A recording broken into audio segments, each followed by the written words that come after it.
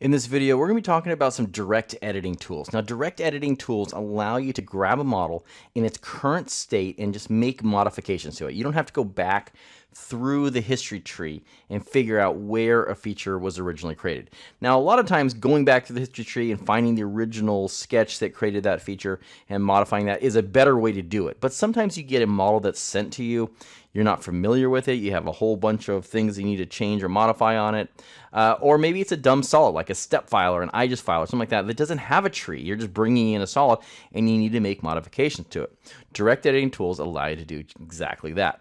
So under the Model tab, under Part Tools, you have this little drop down here. You've got Move Face, Offset Face, Remove Face, and Remove Model Pieces. So a bunch of different options. So let's start with the very first one here, Move Face, right? So Move Face is pretty straightforward. If you want to make this tub a little bit taller, for instance, right, I could go back and find here and figure out what the extrusion was, how far we extruded it, change that value.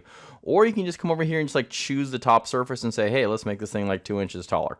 And the preview shows it. It's just going to extend those surfaces up. And notice it already has draft and everything, right? So it's just continuing that surface and keeping the draft, keeping everything the same.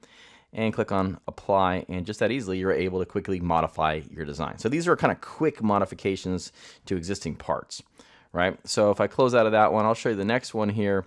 Not Move Face, we want the drop down here, which is going to be Offset the Face, right? So offsetting is common as well, right? So if you want to make something a little bit bigger, if you want to push that surface in or out, you can do that. So over here, if I choose like a surface here and I say, well, my value, I want to make it 2 inches, that's going to make it very similar to the Move Face, right? But it's offsetting. But you can also like just make something bigger by selecting like all the faces, right? So I'm offsetting all these faces here to get to that shape. Apply it, and there you have it, right? So pretty straightforward there.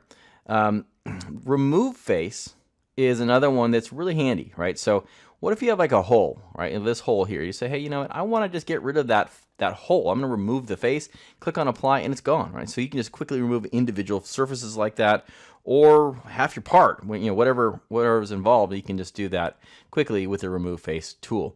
And then the last one I want to show you here is Remove Model Pieces. So if you have multiple bodies inside of your model and you say, hey, you know what, I don't really like this little rectangle over here, let's just get rid of it. Just click it and take it out. So you can make a bunch of different pieces and things that maybe are kind of helper parts or surfaces, things like that. And if you're not using those other parts, you can just delete them. So it's pretty handy. So those are kind of your direct editing tools. They're real powerful. They're definitely great for imported geometry like step files, IGES files, things like that, parasolids. But they're also great for if you're down through a model and you're working on something, you need to just get rid of a hole or move a face real quick. They definitely really help out and make it easy to do.